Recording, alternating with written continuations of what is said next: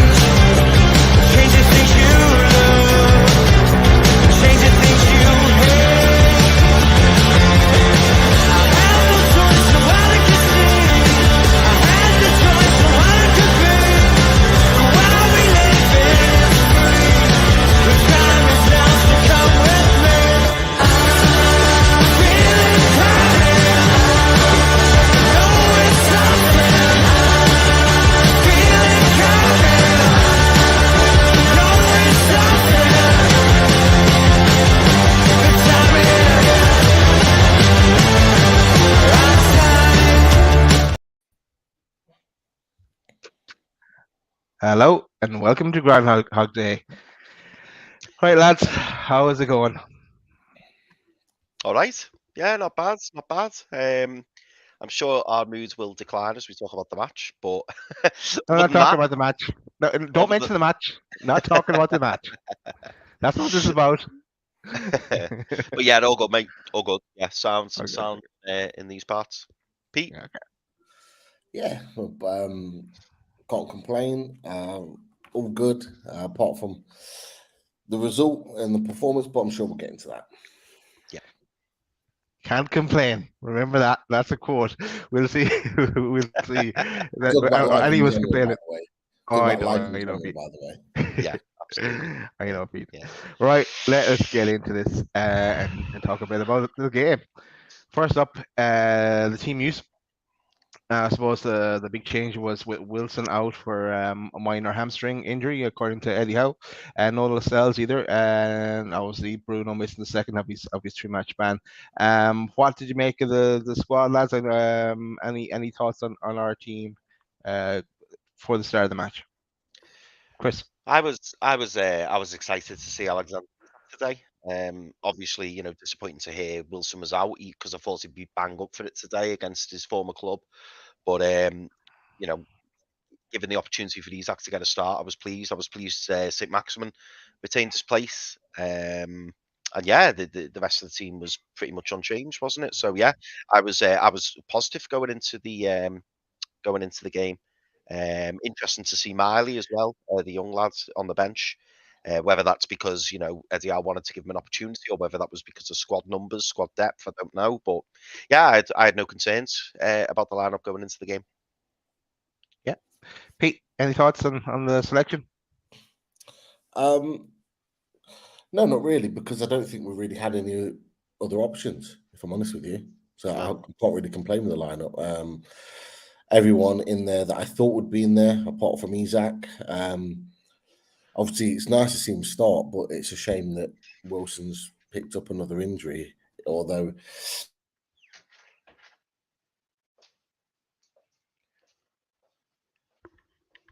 Pete's paused.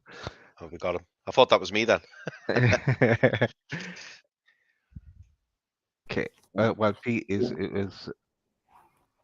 you hear me? Oh, he's back. He's back. I can hear you now. Yeah. I don't know what point I went out, but yeah, I just think in general, I'm a little bit worried about the Wilson injury, how long that potentially is. But yeah, it's a nice. It was nice to see him in the starting lineup. Yeah, exactly. Yeah, because Eddie Howe, he's playing it down, but who knows what's going on. And of course, there was the Eddie Howe derby against Bournemouth. And this is their squad. So right, look, I'll do a quick run through highlights. Right. 12 minutes save from Pope from a slanky header. Sloppy passing at times from Newcastle. Plenty of corners though.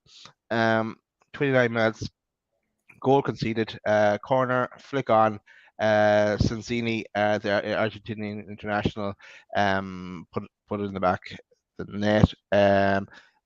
A few had fought maybe there. for me, it was Dan Burn. But there's a few probably a fault. Trippier again missing his man again. It's another corner that we conceded from.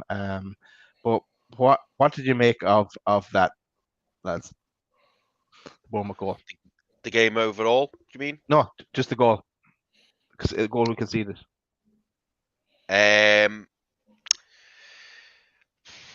Little bit disappointed because I felt a bit sorry for Nick Pope because there wasn't really much he could have done about it. Obviously, Isak lost his man, so that was disappointing because I think Isak was goal side, and then he let the defender Sensei, I think his name is, get in front of him, and then obviously Sensei had a really easy opportunity at the back post. So yeah, disappointing, especially for such a solid defence as we've been this season. And I know we'll get onto the defence when we get to the player ratings, but yeah, we just didn't look ourselves tonight for me. So yeah, a little bit disappointed with the goal. These things happen, obviously, when you've got a striker defending against a player. It's not always ideal, but you've got to go man for man, haven't you? So yeah, a little bit disappointed, and I'm sure Eddie Howe will be having words with Isak, no doubt. Because it just looked like he switched off just for a couple of seconds. But yeah, other than Isak, I seen something online actually about someone blaming Trippier, but I've got to admit I didn't see that. So unless Pete or yourself does have an opinion on that, I don't know. But I'd say we could all be blaming different people. Like I was blaming Dan Burn, but Pete, who do you think who was at fault there? I just think the whole setup from the corner wasn't right. It was very similar to West Ham. Someone coming towards the front post, dragging a player out and getting caught in the middle. The whole setup wasn't right. But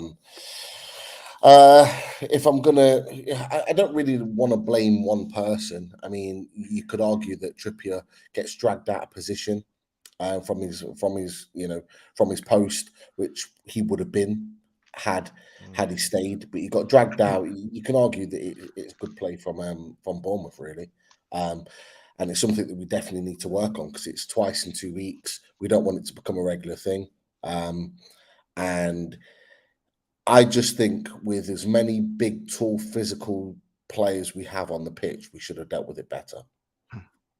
Yeah, I agree. And I know it's Chris, something I we'll get to it as well, I'm sure, but it's something that you've mentioned in the past. I remember you mentioned is on the other end of the pitch, how are we so fucking tall and strong and never fucking get a decent header on anything? It's shocking. Do you know what, Daz? A comment. Well, sorry, it wasn't a comment. It was a stat that Sky flashed up midway through the game, and I think it was on our first corner, and they said, "Oh, Bournemouth won't be looking forward to this corner because Bournemouth have conceded the most goals from set pieces in the Premier League." So you're thinking, "Oh, great opportunity for us." I think it's 13 goals they've conceded from set pieces, and we just didn't really look threatening, did we, from set pieces, which again, disappointing. Yeah. Right, we'll move on. 35 minutes, Willock off, Gordon on hamstring injury, according to Eddie Howe there, just before we came on. So that is not looking good for Willock. Of course, he kind of did take a bit of a tumble early on, but in the AstroTurf. But anyway, then we kind of switched it from a 4-3-3 to a 4-2-3-1, and Gordon had kind of a bit of a free role then behind Isak. 46 minutes. Get my picture ready. The only good thing I can do about today. Right. We have a Miggy goal. ASM wasn't as great as a passes towards ASM. He slid to keep the ball in. Really did really well to keep the ball in, actually, ASM. But then back to Byrne, onto Gordon, back to ASM. ASM with a lovely ball to Longstaff. Longstaff took a shot. Good save by the keeper. Miggy is there to follow up, and instead of keeper thought he's going on one side, he went the other, and he finished it. So nice goal from Miggy.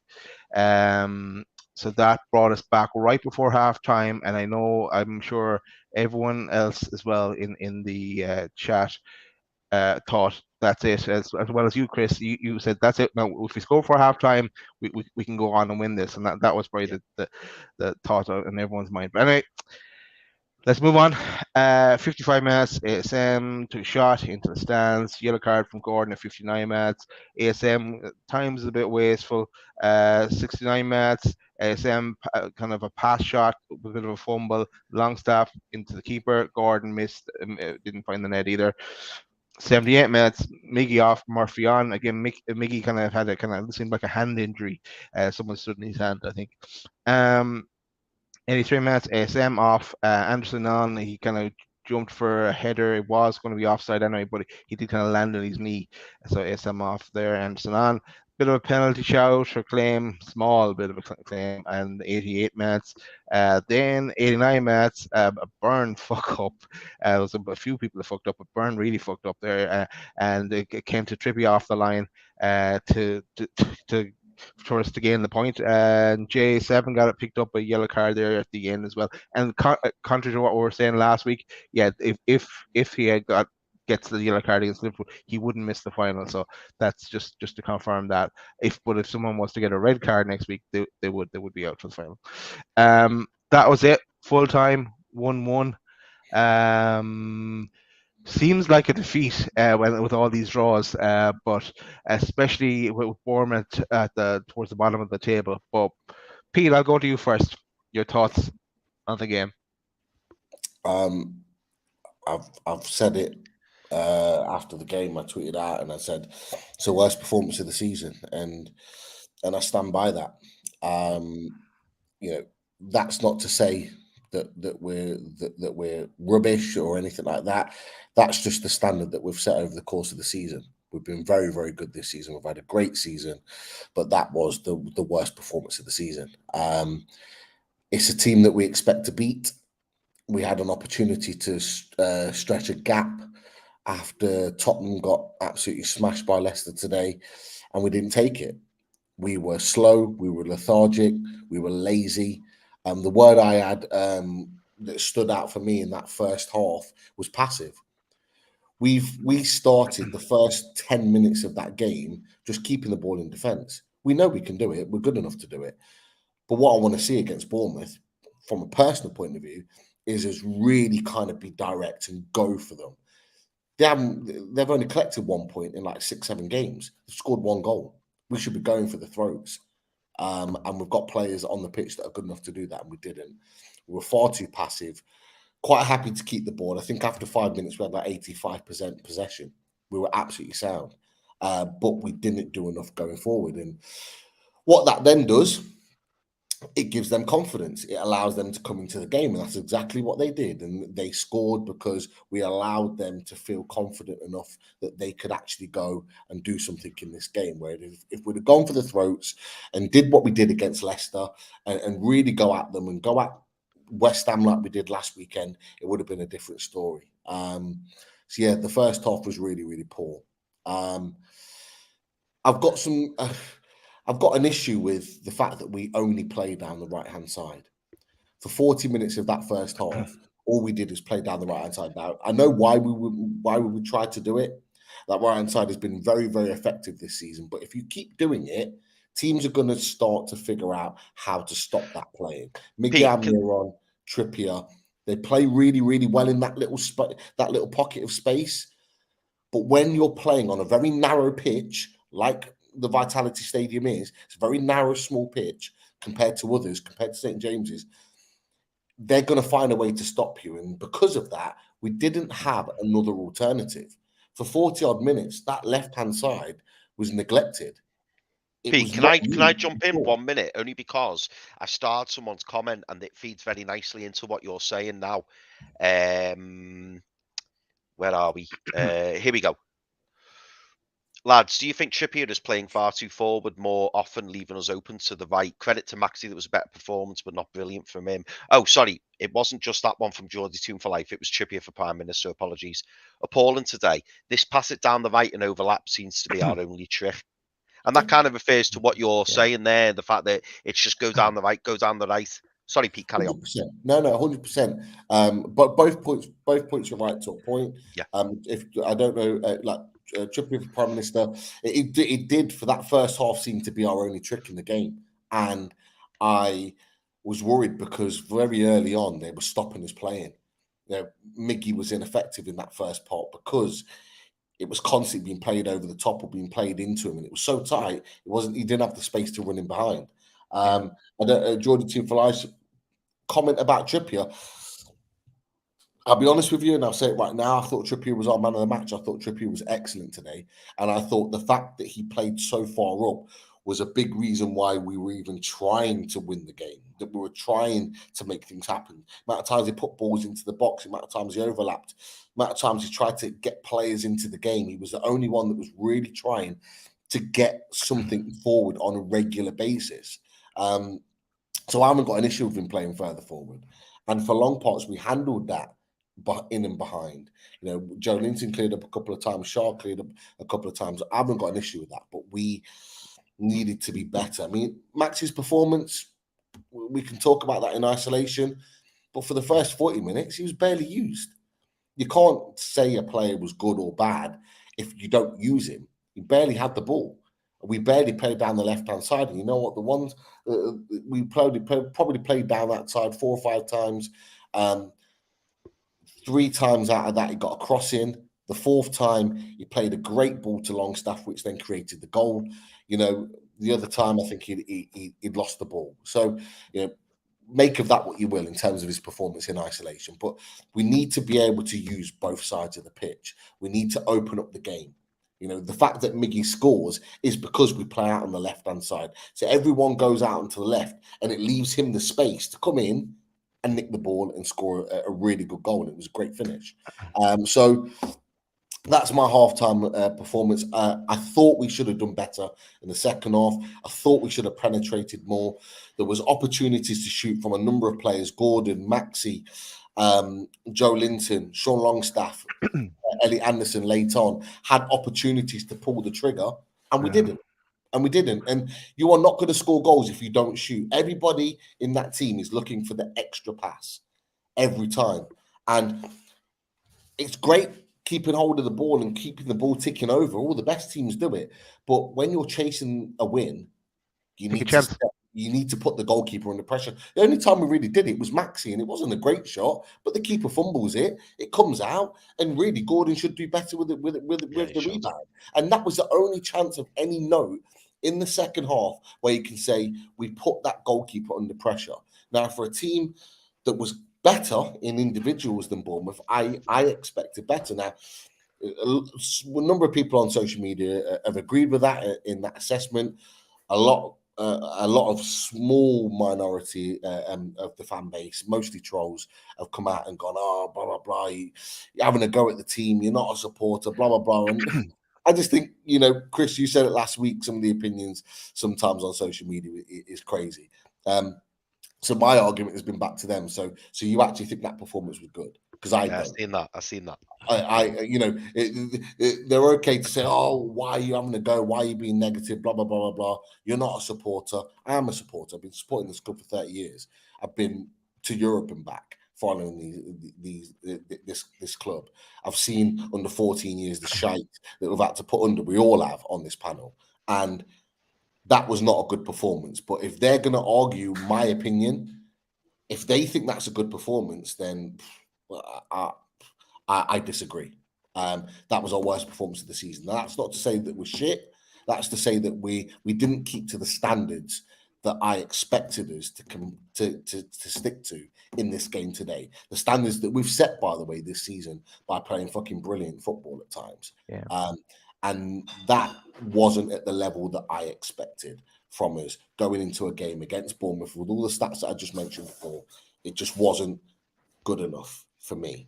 Now I'm talking about that performance in isolation, and we'll talk about the form and the rest of it in a second. No, that's fair enough, Pete. I agree with you that it was the worst performance of the season. Thought that as well right after the game.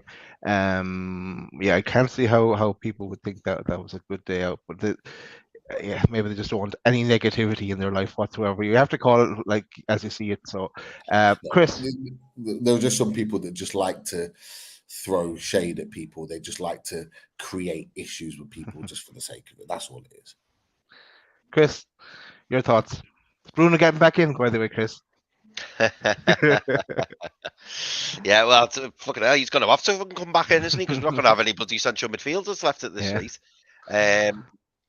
But yeah, no, I agree with Pete entirely. I think it was the worst performance of the season. But yeah, I think sometimes people, as soon as you cast a bit of doubt or kind of have a bit of a negative opinion on something, that's not to say that you're ruling out the whole team. I think anybody would agree that the performances this season and where we are in the league is absolutely brilliant. But when people are due for criticism or when you can have a go at the team, I think you should. You're telling me that when the players go into Eddie Howe at full time, that Eddie Howe's going to be pleased with that. I don't think he will be. And there will be criticism, there'll be fingers pointers, and hopefully we can get it right in time for next week when we're home to Liverpool, and we can put the performance right. The biggest positive for me, and me, I like to always try and throw a bit of positive on a disappointing situation, is the fact that we didn't get beat today, because really, when you look back on the whole 90, we're very, very fortunate not to have come away with a loss there. Very, very fortunate. And my thoughts, I always say that a point away from home is a good point, but today just felt like a massive opportunity missed because we were playing a very, very poor Bournemouth side who were there for the taking, as Pete said. And when we were going in 1-0, 1-0 down at half time, I was just thinking, it's going to be an uphill battle this. If we could only just nick an equaliser, that'd be great. As soon as we got that equaliser, I just thought, sounds, we'll kick on second half. And then literally we came out second half exactly the same as we did in the first half. And that was disappointing to see. What's going on? Sorry. It's my lad showing me something and I'm like, never mind. Sorry about that. Yeah, so it was disappointing coming out in the second half. And similar to how we were in the first half, that was the biggest disappointment for me. And it seemed like there was no plan C. Like I saw a plan B, as in we tried, Gordon had to come on and we had to change shape. But then when that didn't work, it was a bit like, oh, well, we'll just have to keep going and hopefully something happens. So that was disappointing for me. But again, it's probably due to the lack of options. And without sounding negative or referring back to something I've said previously, I don't think there's enough depth within the squad.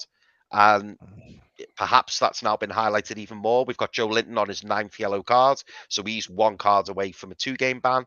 We've got Joe Willock, who's got a hamstring injury, which doesn't sound good.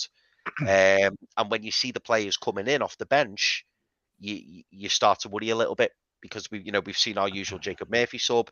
We've seen Elliot Anderson come on, who is a fantastic prospect. And he's going to be some player. And I firmly believe, he's got a future at Newcastle. But is he ready for the first 11 now? Probably not. So yeah, when you lose a few key players, that's when you start to struggle a little bit. And yeah, I'm a little bit worried. I'm not going to lie, going forward. I put it down to Char didn't get a knock to the head. Ever since he stopped getting knocks to the heads, I know. Every time he does, we go on and win, and he picks himself up and gets knocked down again and goes. There's surely a song about that. All right. Let's go straight to the freaking ratings. And these shall be fun. Right. First up. Here I was. Here's where I left off in the comments, by the way, lads. If you're following up on that, okay. So first up is Nick Pope. Nick Pope, I'm giving him a 6.75 for Nick Pope. I thought, one really good save on the 12th minute. Apart from that, we don't really blame him for the goal. 6.75 for Popey. Chris. Yeah. I give Nick Pope a 7. I had no problem with Nick Pope. I thought he did, when called upon, he did what he needed to do. Can't blame him for the goal. So yeah, I'd say 7. Pete? I gave him a 7.5. I thought he made a really good save in the first half. Couldn't do anything about the goal. Could do nothing about the goal. That wasn't down to him.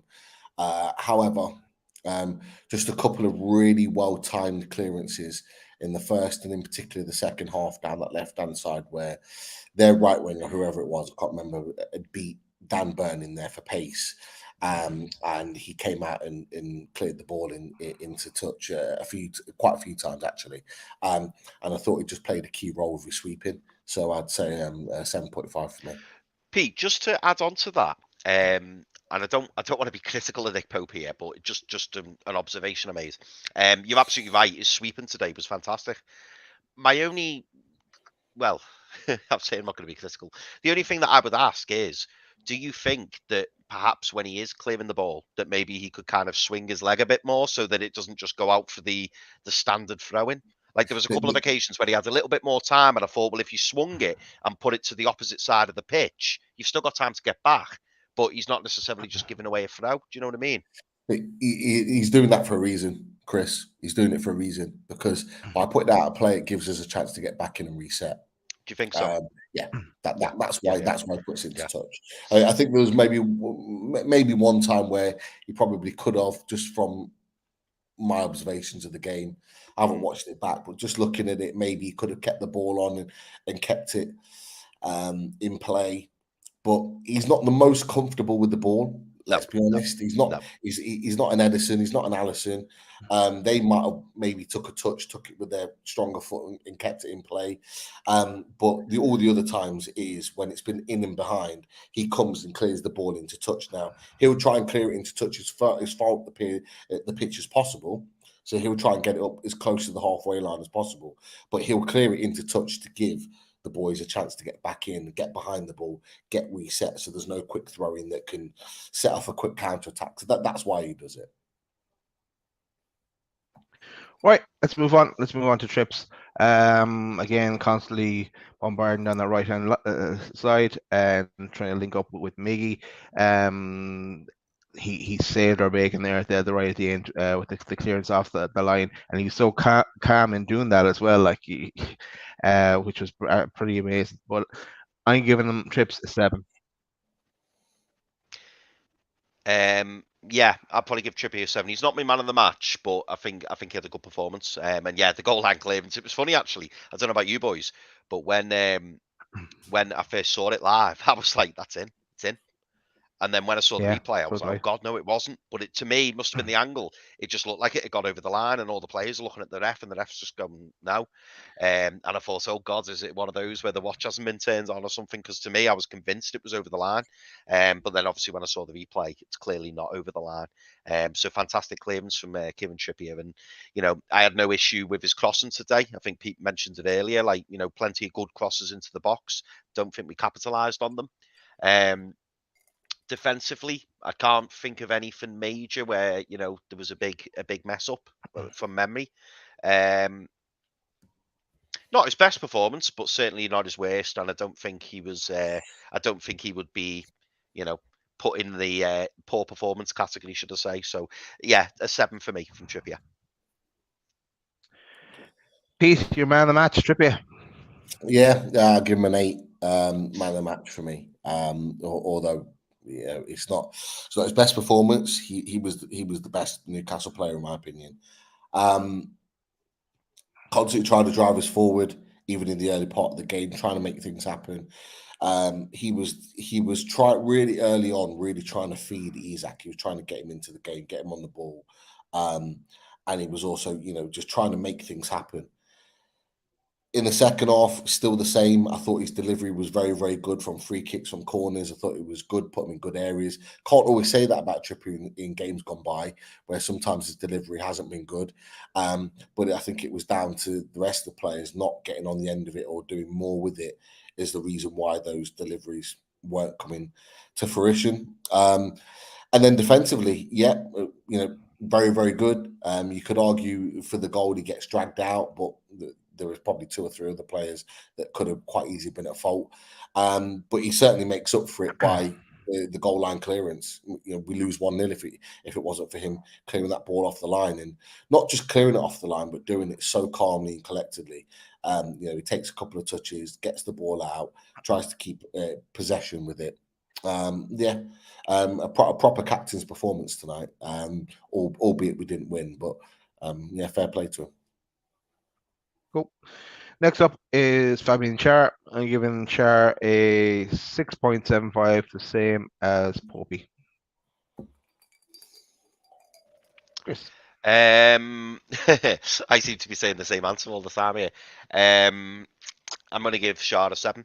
I thought Shah was solid. Again, can't think of any major issues from Shah.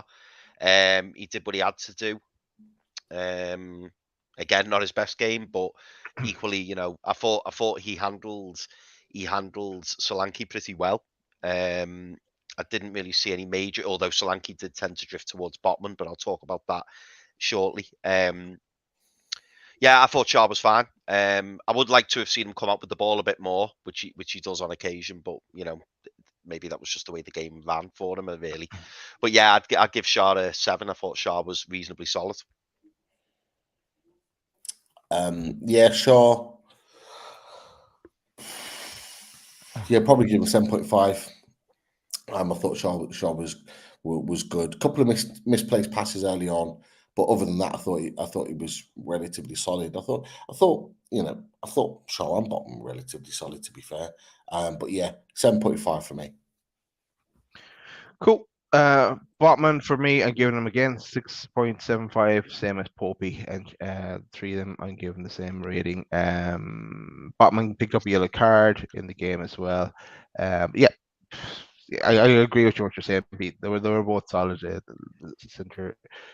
the center. Yeah. Chris. Now I'm going to give Botman a 6. That was the first game I've seen Botman, and he looks shaky to me.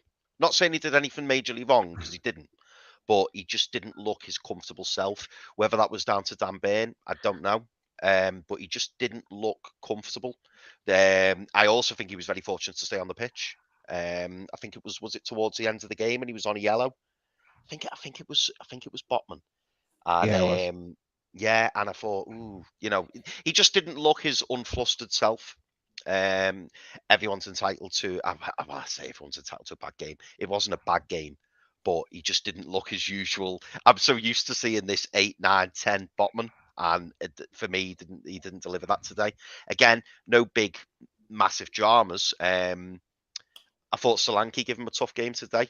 Solanke tended to drift towards Botman, I noticed, and I don't know what it was. It just felt like a rough day at the office for Botman for me. But again, no major, you know, I can't say, oh, he did that wrong or he did that wrong. He just didn't look his cool, calm, collective self today. But is that down to Dan Burn? I don't know. Is it down to other things? Who knows? But yeah, for me, I thought Botman was a 6 today. Cool. Pete, Botman. Yeah, Botman, I've given it a 7. To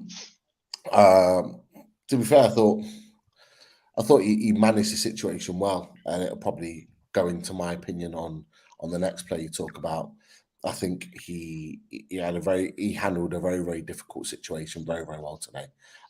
Although his overall performance might not look great, there were reasons for that, in my opinion. So Yeah. 7 for me.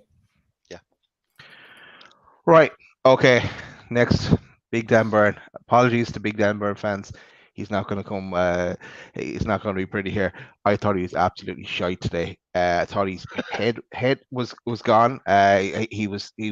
I don't know. Is he fucking thinking about getting his suit for the final, or what he's at? He just was not at the races at all. There was. Maybe it's unfair, but I did kind of blame him for as part of blame for the goal. There was one where the ball went out as well. He wasn't watching the ball; it just kind of trickled out. Then he seemed a bit slow at times as well. And then there was nearly at the end, it nearly cost us the game, where he fumbled it, and he didn't realize the player was behind him. He just head was not in the game today. Now he has been brilliant at left back in playing an unorthodox kind of left back position, really, because he's really a centre back. But today it was not his day, and if we had anyone else that was fit and available to come on and play there today instead of him, I would have taken him off, and we didn't have all the injuries, of course. But that was me. I'm giving him. I struggled between a 4 or 5. I'm going to give him a 5. Yeah, I was in the same position really, Daz, whether it was a 4 or a 5. I thought Dan Burn was poor today. I also felt a bit sorry for, well, clearly, that's kind of where I was going with Botman. And then I'm also going to go on to another player who was my man of the match. And that would be, another part of the reason. But yeah, Dan Burn just didn't seem himself today. Again, there could be a number of reasons for that. And I think as well, it's kind of left me questioning a little bit Maxi's role, because I just wonder whether, I don't know, I just wonder whether it impacts Maxi a little bit. I'm not sure. I just Dan Bain's been absolutely fantastic, and I wouldn't have a bad word said about Dan Bain. Do you know what I mean? Like, since he's Except come in, today. he's been brilliant, except today. But we're quick enough to praise players, but I think when players have a bad game or players don't have the best game, equally we should be able to call them out for it. Because I'm so on the fence over it, yeah, I'll probably say 4.5. I'll give him a 4.5. But yeah, it wasn't a good game from Dan Bain. And I felt like, it was probably one of his worst games actually that I've seen him play for Newcastle.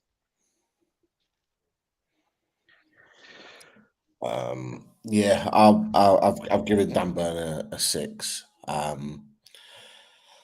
He was not good today at all. He really wasn't good today.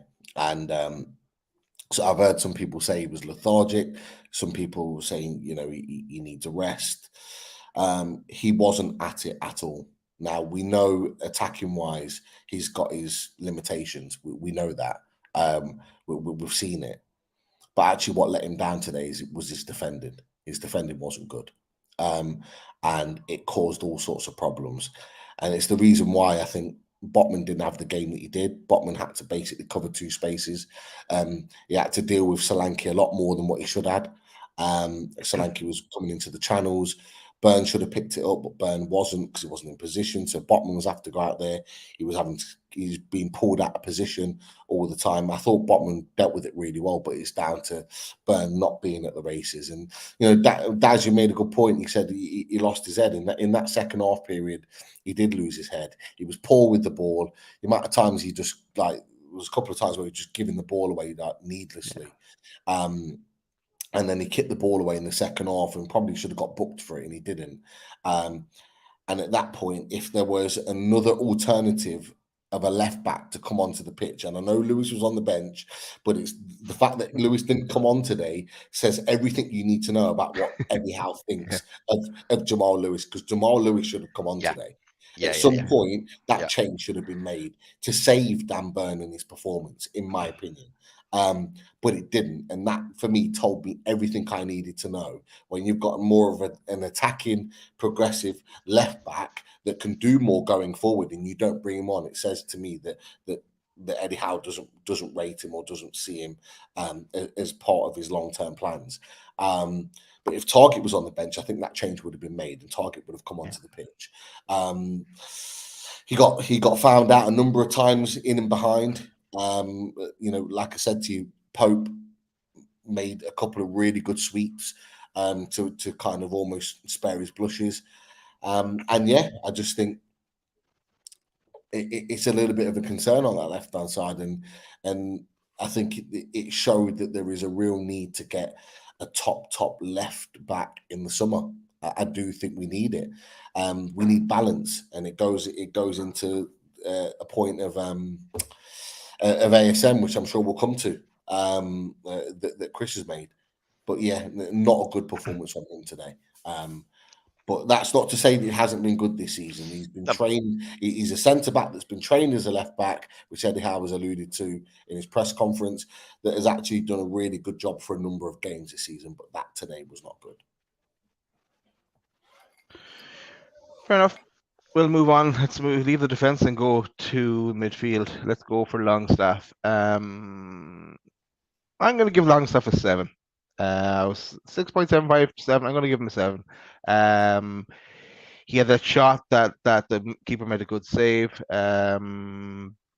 Just did the usual Sean Longstaff things for me in a midfield that is seriously missing Bruno's creativity. But I'm giving him a 7.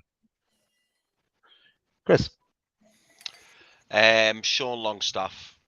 Yeah, probably a 7. I thought he, his work rate was great today.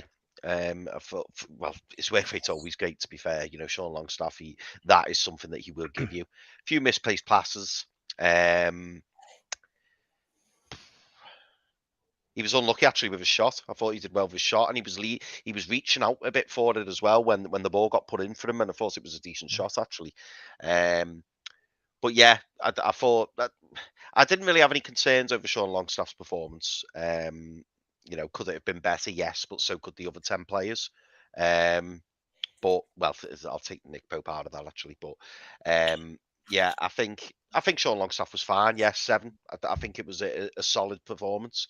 We all kind of, without being disrespectful, we all kind of know Sean's ceiling, and we know that he's not going to perform like he did. He's not going to perform every game like he did against Southampton in the cup. It's just not. That's not going to happen. But you kind of know what you're going to get with Sean Longstaff, and that's effort. And today, I thought he put in loads of effort. No, that's fair enough. Pete? I'm going to do a Daz. I'm going to say a 6.5. Yeah, I was disappointed with Longstaff today. He's the one player that we needed to get on the ball and make something happen. And it goes into a point that I'll probably raise after the ratings with regards to the midfield. We needed him on the ball doing something today, and it wasn't there. We know he gives effort. We know he puts 100% in. Like, we get to a point where we expect that from a player regardless. Yeah. In my opinion, and this is just my opinion, I expect that from Longstaff because that's what he gives in abundance. He tries hard, he runs, he covers every blade of grass, but we needed something more from him today, and we didn't get that. Great shot that was parried for the goal for Almiron. That, for me, was probably the highlight of his game. That's probably the only thing of note, in my opinion, that he did. But we needed more from that today, considering he was playing as a number 8. Do you think though, Pete? Do you think he can provide more? Because I'm not sure he can. I don't think so either. I don't know if that's that kind of performance. Like, you're right in the sense that he's playing as the number 8, but I'm struggling to remember any performances where Sean, like you rightly said, get on the ball, make the ball take over, dictate the play. I'm just not sure if he's capable of doing that. He can provide more than that, Chris. He's proved more than today. More than today. Like, for example, like we all, I think what I say we all, a lot of people slated him for the Leeds game, for example, but he created himself 4 or 5 big chances in that game at St James's Park. He missed a few few chances, didn't he? Yeah. Converted 2 or 3 of those chances. If he's playing in a number 8 position, I want him seeing doing that. I want him arriving in the box. I want him getting on the end of things. I want him doing what he did in the build-up to the goal. And I'll be honest with you, looking at the game, and I've just watched it once, and just looking at the game on isolation, he had opportunities to break into the box and really get on the end of something, and he didn't do it. And that's the thing that frustrates me a lot. If you're going to play him in a number 8 position, that's what you want from him. That's what you want from him. You want him linking the play with the wingers. You want him linking the play with Isak. You want him getting and arriving into the box to get on the end of chances when balls are getting put in. And I didn't think I saw that today. I think that's what's killed us, Pete. David R's comment. You know what? Yeah, we've been banging on at Keith to come off the fence for results, but maybe we need back on the fence. Maybe we need Get on to that fence, Keith. Yeah. 209 watching in the chat. Hit that like button. If you're not subscribed, hit the subscribe button. If you'd like to become a member, hit that join button. And there's also a dollar button if you want to make a donation to the channel. As Chris mentioned last day, there's member prizes coming up pretty soon. So that will be kicking off soon. Right, we're on to Joe Willock. So Joe Willock, who went off on the 35th minute, who now has a hamstring injury that Eddie Howe thinks anyway.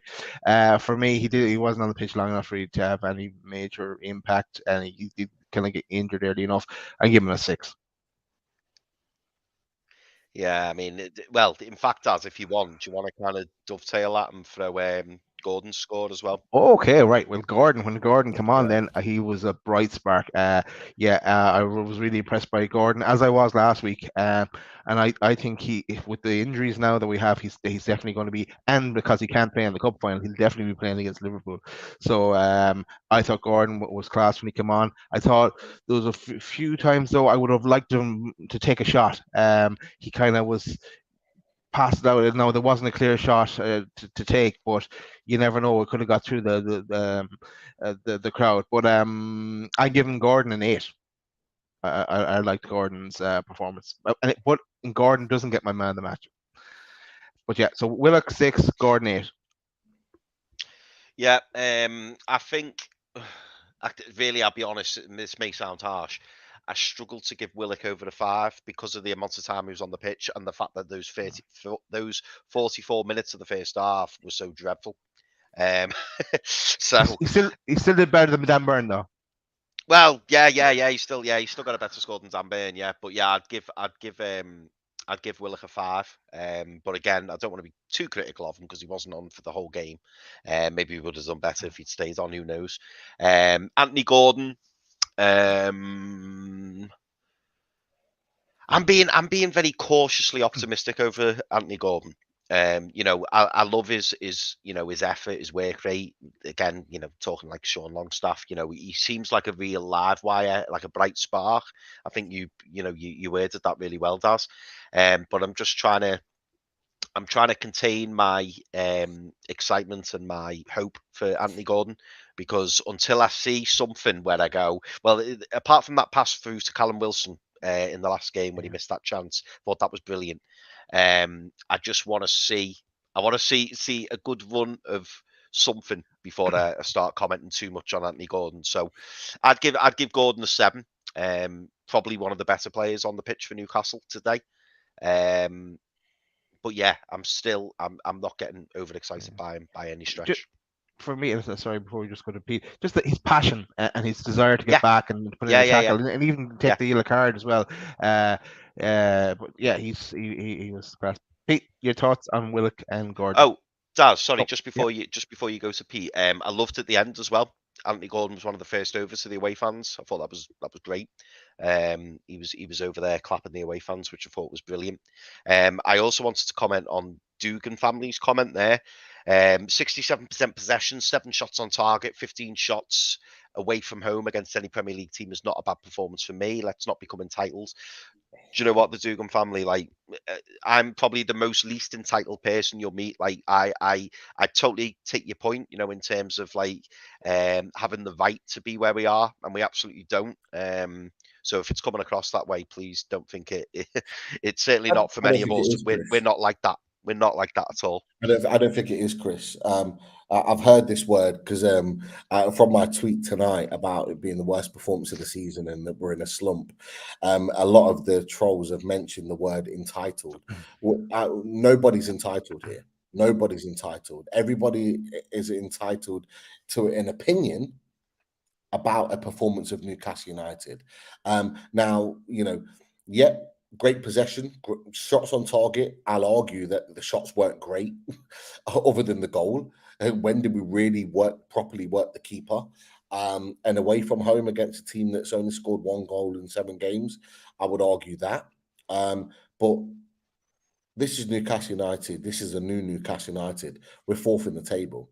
Now, if I'm disappointed on a performance, or if Chris is disappointed, or Daz is disappointed on a performance, we're entitled to have that opinion.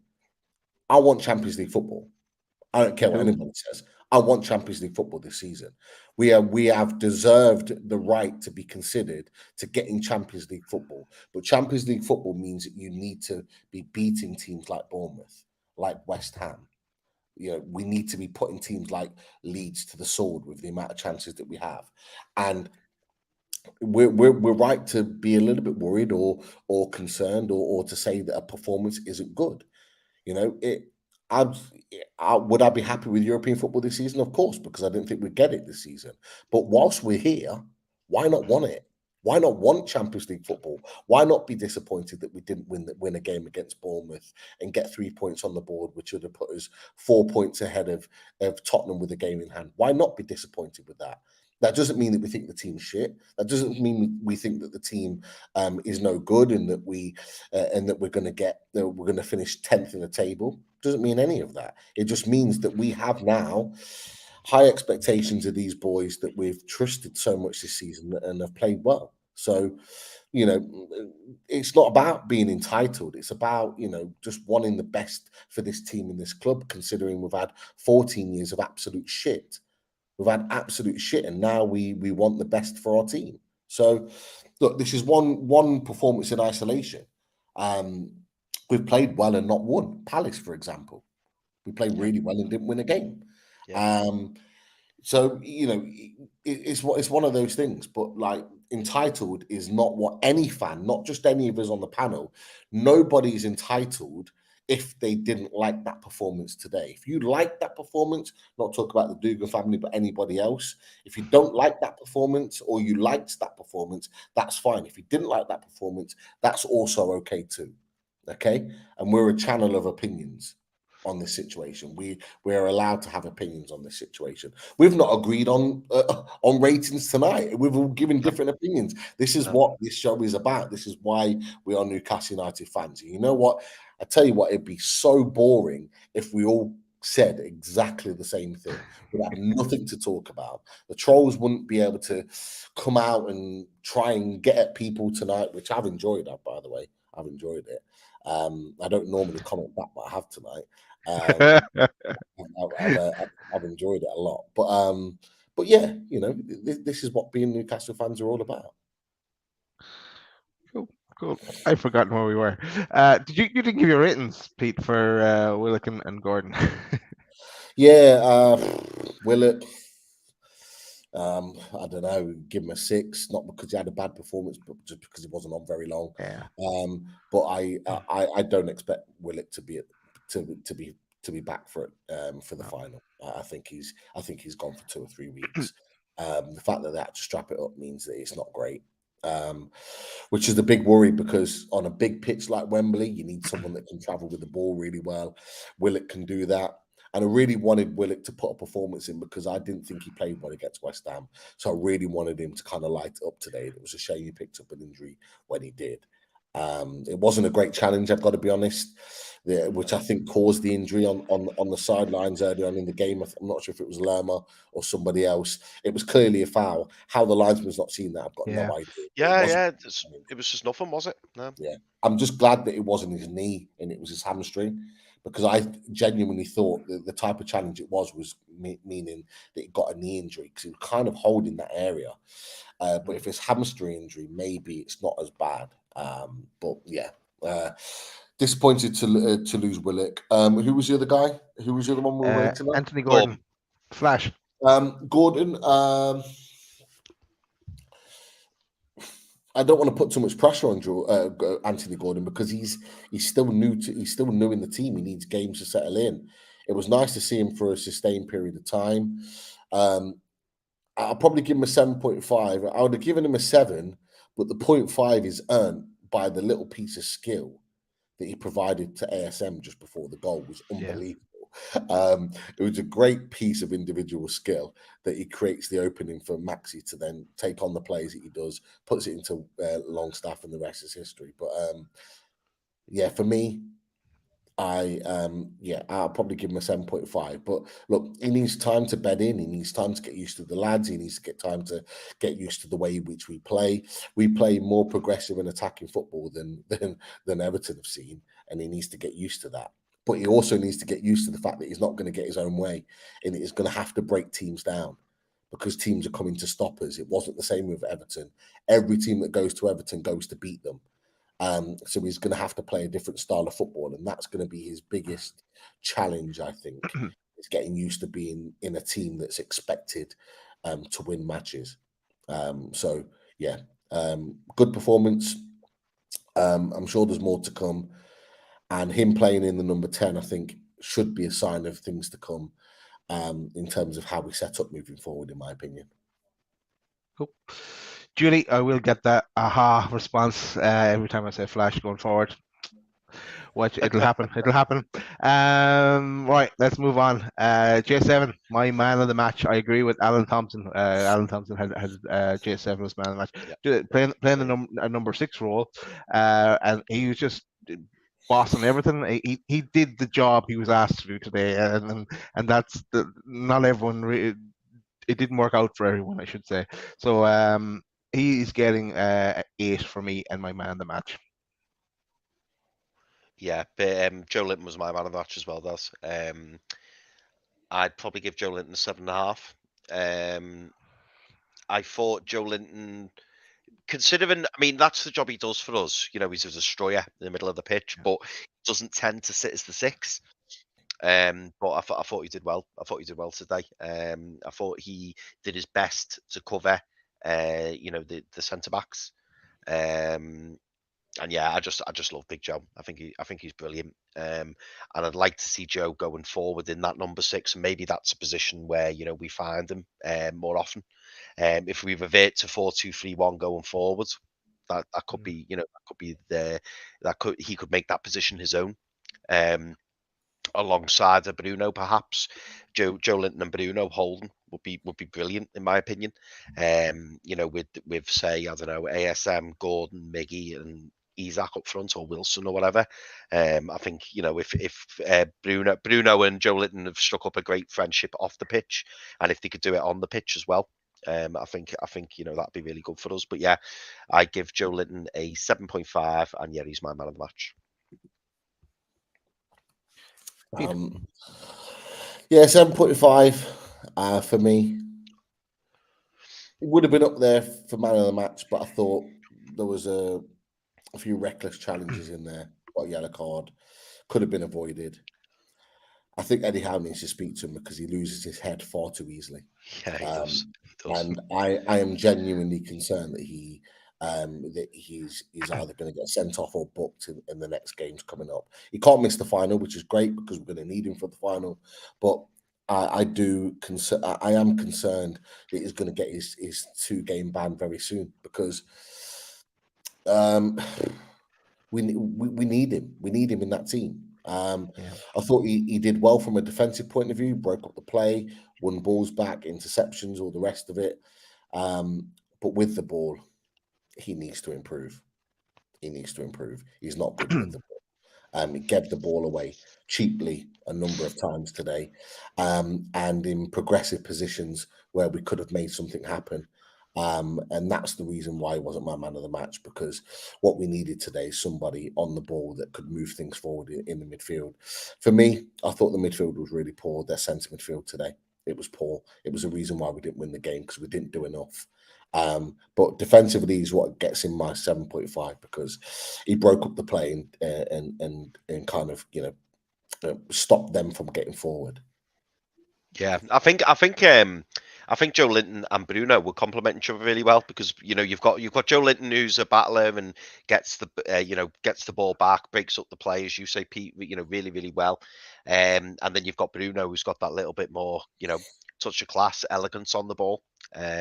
So them two as a holding pair, if they could really get working together, I think it would work out well, because normally it's quite unusual to have 2 holding midfielders who are both exactly the same. So to have 2 that are different and do different types of roles, could be used to our benefit. Whether Eddie Howe will choose to do that or not, I don't know. But I'd be something to think about anyway. Put it that way. Might be a while before we see both of them on the pitch at the same time, because Joe Linton will be off leads of suspension when Bruno's back. Anyway, the final, they'll probably be on the final. Yeah. But we need to find a way of playing without Bruno Guimaraes. We do. He's so important to the way in which we play. In that midfield today, he probably wins us the game just because he keeps possession. The amount of times we get possession in the centre of midfield is not good enough. And look, I've not heard Eddie Howe's interview after the game, but he can't be happy with that. He can't be happy with that. I heard it, but he didn't mention anything like that. You know, he's going to be positive. He's going to put a positive spin on it, and he Yeah, was they were kind of edging towards the unbeaten. They were still unbeaten kind of thing, and he did actually mention the cup final. He usually just kind of bats it away, but he kind of brought it up to make it sound a bit better as well. I think but yeah, let's move on. Let us move on to the three that started an attack. Let's go to Miggy. Got his 10th Premier League goal this season. And went off the 78 minute with what looked like a hand injury to me. I'm giving Miggy a 7.5. Pete, we go to you next. Miggy, I give him a 7.5 because he scored the goal and it was a great finish. But other than that, it wasn't a great performance from him. Partly because it was a very tight pitch, and they kept it very tight down that side, and they learned quite quickly how to deal with him. And it was because we were constantly playing down that right hand side. Didn't really have any space to play in. Yeah, just something wasn't right with Miggy for me. So I would have originally given him a 7, but that finish, it was really, really good, tidy finish. Gets him a 7.5. Cool. Chris. I'd give Miggy a 7 for the reasons Pete said. For the goal, when you actually watch the goal back, really, really, really clever finish from Miggy, because he waits for the goalie to make a decision and then just tucks it the other side. Whereas, you know, I've said this a few times, 6-12 months ago, Miggy would have just snapped at that and they maybe done a team pass towards the keeper. Do you know what I mean? Yeah. But when I saw him kind of pause and then the keeper went down and he just tucked it to the other side, I thought, very intelligent finish. He really doesn't have a right foot, does he? At all. There was a excuse me. There was a moment, I think it was early in the second half, and he had no choice but to try and cross it with his right, and it was awful. It literally like pivoted, and I thought, wow, you can see why he always tries to go on his left, because his right foot's just not good enough. So again, don't want to sound negative, but if I was Eddie Howe, I'd be starting to think now, especially given our discussions earlier on in the show. Is there a possibility, you know, to finally try Maxi on the right, get Gordon on the right? I don't know, because he's always checking back onto his left, and I think all players now they're all fully onto it. We've talked about players in the past who did that, haven't we? Like the likes of Robin, the likes of Giggs even, but Giggs had a far better right foot than Miggy. But there's certain players who predominantly use one foot, and if they're on the opposite wing or the opposite side that what they're used to, there's always a tendency to drop in. And if opposing managers are now picking up on that and thinking, right, we'll just force him onto his right and onto his right, he won't. He'll go the left, take the ball off him. And we're seeing now far too many times, in my opinion, Miggy just looking up and going, "Oh, where's Trip?" So I can give him the ball. Yeah, it's And always the 1-2, the 1-2. It's too often. It's too often. I think we'll probably get to that bit more toward, after the ratings. But let's go to ASM next. For me, ASM, nice. Great to keep the ball in. Great ball to set up the goal. He made that. And Gordon's flick to him as well, of course. Altogether, I'm giving ASM a 7. Sometimes he was. We saw some flashes off the old ASM more so than we have done recently. It was starting to come back. He's trying to still do a bit of defensive work as well. But yeah, I'll give him a 7. I feel guilty doing this, but I'm going to give Maxi a 6. But I don't necessarily think it's all his fault. I alluded to it slightly earlier when I was talking about Dan Burn. I don't think this team, well, I'll say a few things. I don't think the team set up well for Maxi. And I don't also believe that. How can I word this? Like I feel like maybe not. I'm not saying Eddie Howe directly, but maybe the coaching staff have got too much in his ear, and he's lost that bit of spark. There was a couple of moments where you wanted him to go on this great run and whatever, and he just didn't. You can see that he's like, oh shit, no, I must get the ball, or I must pass it, or I must. And it's like he's playing within himself a little bit. There was one moment which I found funny, and it did remind me of the old Maxi days. I don't know if you guys remember it, but it was when he had the ball and he was like running across the edge of the box, and he just kept running Kept and going. running and running, and it was like, Maxi, where are you going? And then the commentator went, where's he going? And he was like heading towards the other corner flag, and it was like, Maxi, you should have given it, just give it. So I do feel sorry for him, because you can tell it's not through lack of effort or endeavour, or he wants to do well. But I just feel like it's in the back of his mind. I feel like I want, Eddie Howe, the coaching staff, whoever it is, I'm not to single anybody out, just go and do your game, or just do the 4-2-3-1 and stick him in the number 10.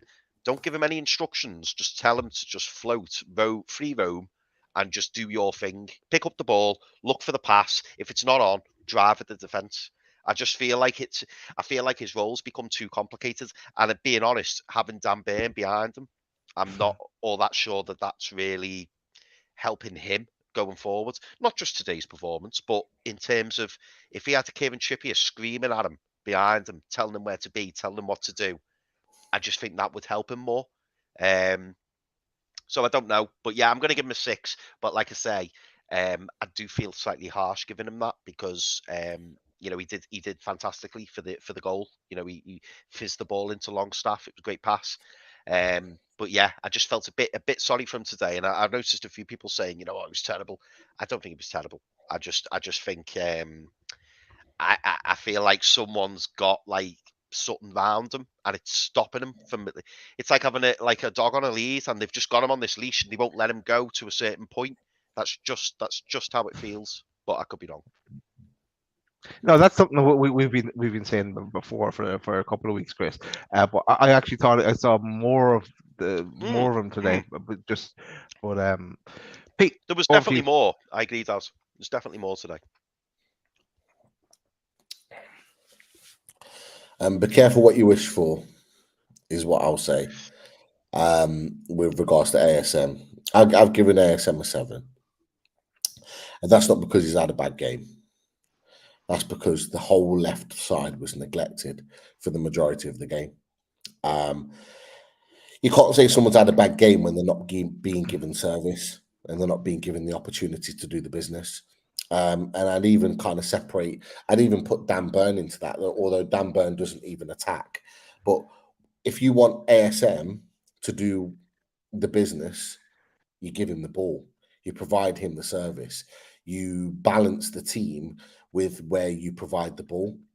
And like I said, for 40 minutes of that 45 minutes or so was played down that right-hand side. How can you get Maxi in the game? At one point, Maxi comes in and actually goes on the right-hand side just to get the ball. He goes to the right-hand side. And at one point, you've got Maxi, Almiron, and Trippier all there. Gordon as well. Sorry, it might have been Gordon, sorry. No, there's 4 there. All there in a triangle. But that's Maxi saying, give me the ball. I want the ball. I want to be involved in the game. And like if he's having to come to the right-hand side to get to the ball, there's an issue. He's completely neglected. And yet the one time it's played down the left-hand side, we caused a bit of magic that actually gets us a goal. And I'm not saying it's always going to come down the left-hand side, but what you need to do is find a balance. You need to find a balance. And I get, because Trippier is so good at getting forward, and Miguel Almiron, they've got that understanding. I get you want to try and make that work. But you've got to do it in stages. It's got to come in time. You've got to be able to switch the play and allow him to play. And the one time we did that in the first half, I was frustrated at Maxi. And it's not... I was frustrated at Maxi, but it's probably not him. He gets the ball, and it's the one time in the half he had an isolation, one-on-one. And he gets the ball and he runs it in and he runs it in and he cuts inside and tries to play a ball to Willock, a ball that probably wasn't on. But that's his mentality now. His mentality is now, I want to play for the team. I want to show Yeah. Newcastle, show the Yeah. fans. I want to show Eddie Howe that I can Yeah. play within a team. Whereas actually, what you're losing is the reason why we love Alan Saint-Maximin so much: his ability to get the ball and beat players and create moments. And that's what we're losing right now. And you know what? If we're going to lose that from Alan Saint-Maximin, we might as well sell him. Get 30 million for him. Get 25 million. I don't care. That's not the Alan Saint-Maximin that I want at Newcastle United. That one that's conforming to just playing a role, to running back and defending, to show that he can defend, or running and then playing in players. He can do that, but I want to see him take on players. I want to see him be committed. I want to see him, make moments, because that's what makes Alan Saint-Maximin the player that he is. And he's lost that because he's trying to conform to a team that is playing within a structure. And if we want players that want to play in a structure, just play Gordon. Gordon was okay today. He'll get better, but Gordon conforms. He'll run all day for you. He'll run back, he'll run forward, but he didn't create any moments. He didn't create magic moments. He didn't create a moment that Alan Saint-Maximin did today. And we probably would have still drew the game. But we have to decide what we want. Do we want just a team full of runners, full of players that are going to give us everything, that are going to be working hard and giving 100% to the team? Or do we want players that can fit into the system but provide moments of magic too? And we need to decide what we want. Ultimately, we want both. But if you want both, you're going to be paying a lot of money to get both. Now, it's up to us what we want in that. Now, like, the one thing that we lack today is creativity. We lacked creativity. Now, I'll bring a point up, and I talk about him a lot because I really think he needs to be in this Newcastle team. And I talk about James Maddison a lot. Does James Maddison work back and forth? Does James Maddison put the intensity into his play? No. But he creates moments of magic. He creates moments. And that's what we need. And if we're going to go to the next rung, if we're going to go to the next level, we need players that are not just all about running and running ourselves into the ground, like what Joe Linton does, or Willock, or Sean Longstaff. We need those players to do that. But we also need players like ASM and Madison and whoever we end up bringing in that are not necessarily workhorses, but are going to be creative and quality and make moments. And we need to find a way. We don't need to just ship out ASM because he doesn't track back twice in a game. We need to incorporate him into a team to ensure that we have a system around him that allows him to do what he does at the absolute best. Because a bunch of workhorses are not going to get us regular Champions League football. A bunch of workhorses are not going to get us winning the league. A bunch of workhorses won't necessarily get us winning trophies year after year after year. It might do it on one year, but not every year. We need quality. And quality doesn't always accumulate to workhorses and running and running and running. We need to find a balance. Today, we need a creativity. We need a quality. We need a little bit of something else. And we looked at ASM to provide that, but he didn't get enough of the ball. And he's conforming to a system to try and prove that he can play in the system, and that affected his performance overall. That's just my opinion. I agree. We've seen that. We've seen that since Maxi's come back, though, haven't we, Pete? He looks eager to impress, and he looks like he's kind of been given a, like an order of service kind of thing, and he's thinking, well, I've got to do this and I've got to do that. And those split moments where in the past, by all accounts, we've heard Steve Bruce used to just go and do your own thing, Maxi. Just go and win us the football match. Whereas I think because we're so, we're so tactically aware under Eddie Howe, which I'm not criticising in any way, by the way. I just wonder whether it's stagnating his performance or keeping him under wraps. And like you rightly say, these fantastic teams we've seen over the years, it's having that blend and that balance of brilliant players who, produce magic moments, and then the people who know that their job is to be a workhorse. You can't have, like you rightly say, you can't have 11 workhorses and 11 brilliant players, full of magic, because otherwise your team would cost billions, because those players don't really exist all that often. Like a Bruno Gomes. You know, he follows the structure. He's a workhorse, and by the way, he's brilliant. But we haven't got 11 Brunos, and to buy 11 Brunos would cost a hell of a lot of money. Yeah, I'll give you an example. I'll give you two examples, and one example probably isn't right because of the team that he plays in. And although he's not having a great season, you look at Mohamed Salah. Okay, now I'm not saying Mohamed Salah and ASM are at the same bracket. They're not. Salah is on another stratosphere, but he's allowed to be in another stratosphere because he's allowed to play in a system that allows him to just do the business up the top end. You very rarely see Mohamed Salah getting back in defending and doing that back and forth, back and forth, back and forth. He's saved to do the business going forward. He's almost left as a forward, a little bit like Maxi has been at times before he got injured. He's allowed to do that business going forward. Another example, Riyad Mahrez. I love Riyad Mahrez is one of my favourite players in the Premier League. Why? Because he provides moments of magic, but he's allowed to. Because he's allowed to play forward. You very rarely see him tracking back and doing the business, going back. Maybe in the big games where they're holding on to a lead or whatever, you'll see him doing that. But there are moments where those players do the business. Now, I'm not saying Maxi will ever get to that level. Probably not. Maybe. I don't know. He's 25 years old. He's still got left in his career. But if we want to, forget Maxi for a second, if we want to be the team that we want us to be, we're going to get players in, whether it's Maxi now or whether we sell Maxi and get someone else in that are going to provide moments like Riyad Mahrez and like Mohamed Salah. And we're going to expect that they're not going to just run all day for the team and be workhorses. We're going to expect that they're going to stay high up the pitch. So when we counter-attack, we've got a player that can do the business at the top end of the pitch. And it's what do we want? What do we want as a club? What do we want as a team? Do we want a bunch of workhorses that are 11 men that run all day? Or do you want players in the team that do that fill a system, but also those quality, creative players that can provide moments of magic so that we don't draw games like today, that we win them? Question, Pete, sorry, is are you putting that to the fans or are you putting it to Eddie Howe? I'm putting it to everybody. I'm saying, what do you want? Because there's been a lot today that have come out and said, on the back of my assessment personally, that I said it's the worst performance of the season, and I said we're in a slump. Lots of people disagreed with that and said that I was being negative and blah, blah, blah. I'm putting it out there. Well, what do you want? What do you want as a Newcastle United fan? Do you want us to be workhorses that may not reach the potentials, that sits kind of mid-table or lurking around the 8th, 9th, 7th position? Or do you want players that make the difference, that put us where we deserve to be, in my opinion, back at the top of English football, fighting with the top teams, just like we've been doing this season?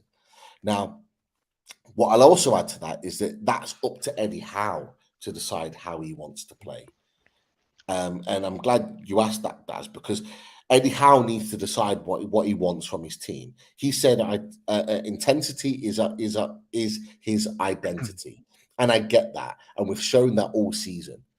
But intensity sometimes is not enough. Sometimes you need a little bit of something else. You need something different. Now, I know for a fact that if we had them when he would have got Maddison this window, we'd have got or someone of the same quality, and he would have made the difference. You look, if anyone watched the Leicester Tottenham game today, you look at Maddison, he makes the difference. Leicester look a completely different team with him in it.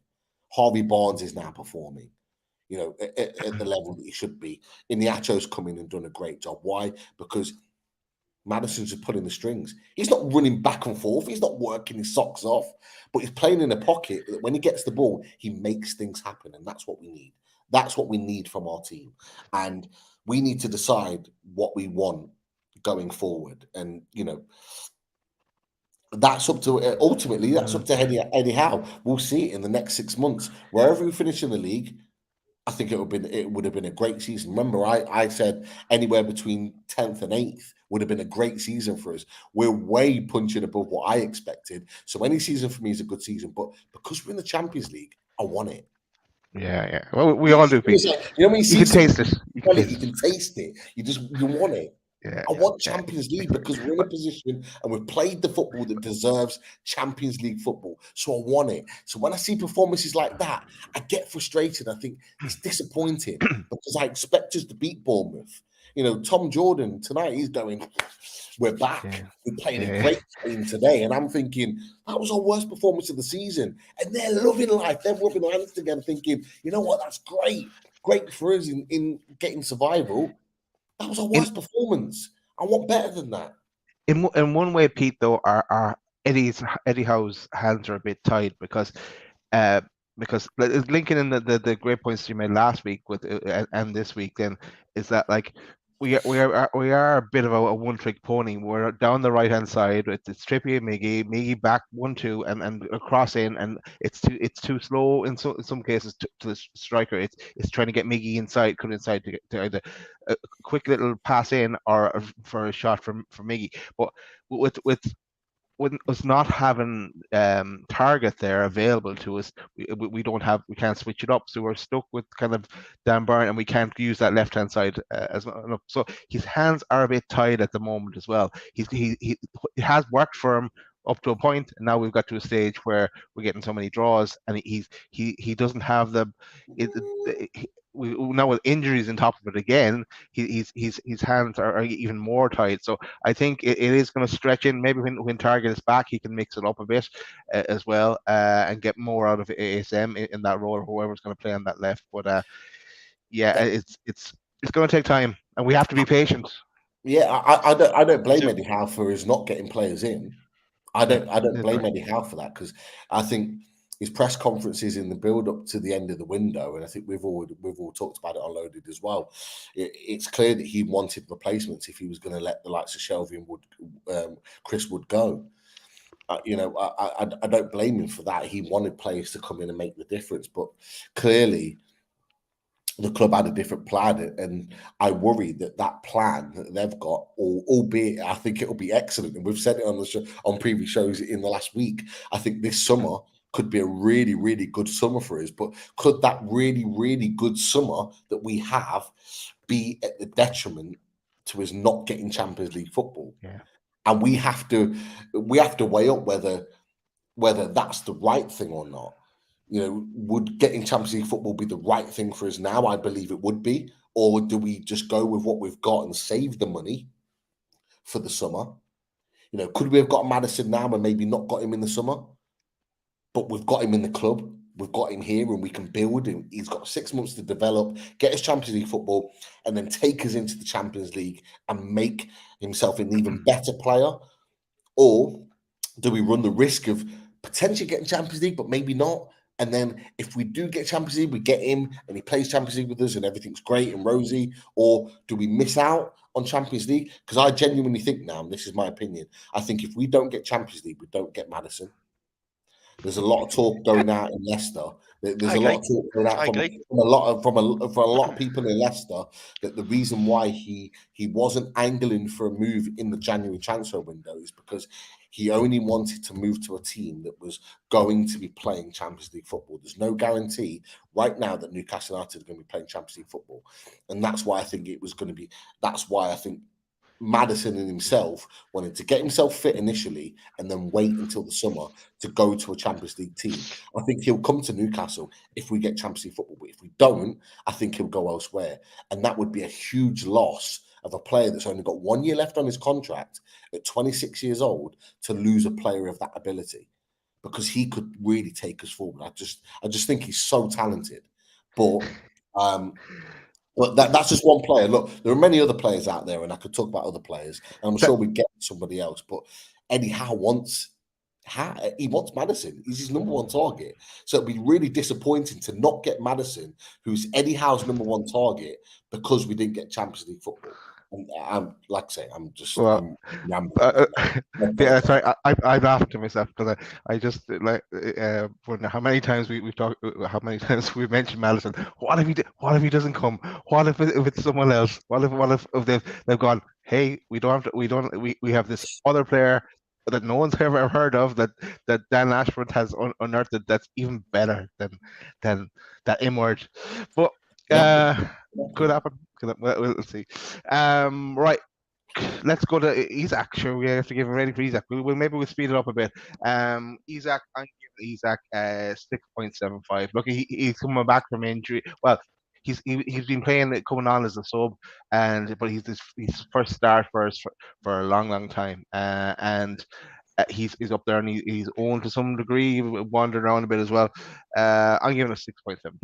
He didn't get the service at times. Chris. I'd probably give you like a 6. I think some people may feel that I'm maybe harsh saying this, but I wanted more.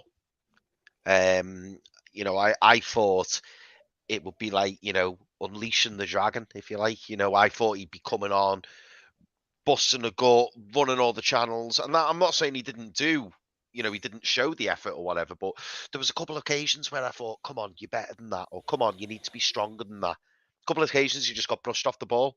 And I was thinking, where's that, you know, that nastiness, that bite, that, you know, that hunger. Sometimes I today, especially, I've just thought, you know, you need that. Maybe he's still adapting to the Premier League. You know, what was that, like his 5th performance? I'm sure it'll come with time. He's only a young lad. But yeah, I wanted that little bit more from him today, and maybe I've missed it from Callum Wilson. You know, I see Callum Wilson being that shit house. You know, that, you know, roughing defenders up and pushing them and shrugging them and yeah. And then like with Isaac, it was all very nice and fantastic on the ball, really, really technically brilliant. But you know, someone in the comments wrote actually, and I quite liked it. You know, when they said, you know, he needed to bulk up a bit. Different frame, different. Yeah, totally he's a different player. type of player, isn't he? Because you don't want to lose that burst of pace because he's fantastic. You know, from 0 to 60, if you like, he's quick off the mark. But yeah, I wasn't overly impressed with Isaac today. Again, not singling him out because I wasn't impressed with a lot of players today. But yeah, I think 6 for Isaac.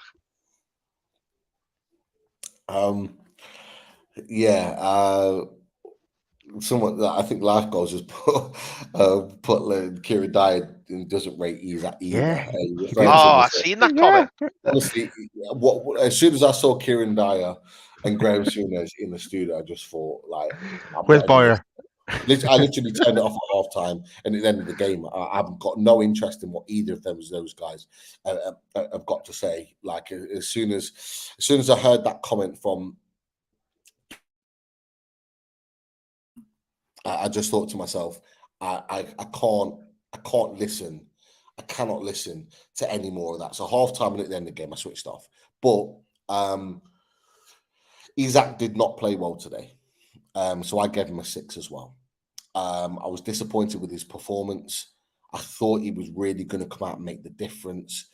And I've come to the conclusion that Wilson and Isaac need to play in the same team. They have to play in the same team. I think if we have Wilson and Isaac in the same team, we are a different entity altogether, because Isaac as a straight line forward, unless he learns to play that way, which I'm sure he will over time, he'll be our number 9 main striker going forward. But because he drifts left and right, it leaves a gaping big hole in that middle. So whenever he drifts left or right, there's nobody in the box. And that's where we need a Joe Linton. That's where we need a Longstaff. This is what I'm talking about. Those are rivals into the box. A Willock, when he was on, before he got injured. We need those arrivals to fill that hole. However, if you play Wilson in there, Isaac can do what he does, and you always know you've got someone in the box to get on the end of things. And I think ultimately, that's what Eddie Howe wants, but he can't, because we haven't got the squad to play that way. You are never going to get, in my opinion, Wilson and Isaac starting a game. And the reason being is because we haven't got anyone else to come on and be an alternative. We haven't got anybody. And Eddie Howe needs players to come off the bench to make a difference. We felt that today. We felt it big time. We didn't have major players come off the bench.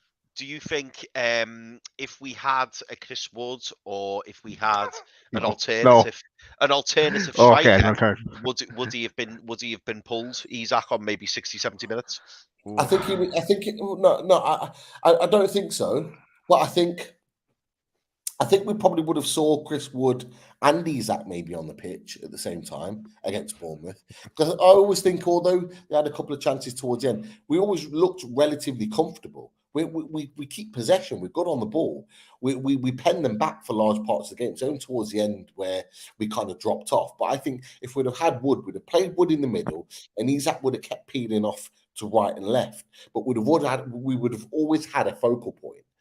So I think they would have both probably played at that point. But look, Wood aside, I think we need somebody else to come in there to be that alternative off the bench so Isak and Wilson can play. Because let's face it, Isak's not going to be on the bench for long. Whether it's next week, the week after, or the week after that, Isak will be a regular starter because you don't pay 58, 60 million for a player to sit on the bench. He's going to be on there. So Eddie Howe's going to find a way of playing him. And this is why I genuinely think that the formation at some points in this season will change to suit the players that we've got. And Isak will play in that number 10. And he scored the goal that won the game against Fulham, playing in that number 10 position. So I think it will happen at some point. But I wasn't pleased with his performance. He did look very weak.